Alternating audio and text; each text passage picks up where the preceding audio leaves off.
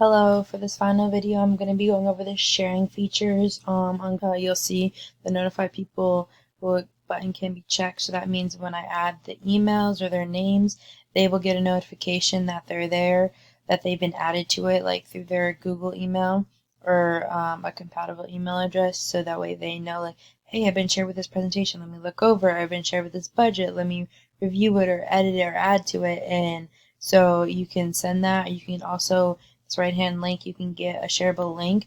So you could get a link to this if you just wanted them to maybe look at it real quick, and you could text it to someone or email them with someone without exactly sharing with them. So that way maybe you're the only one on the page.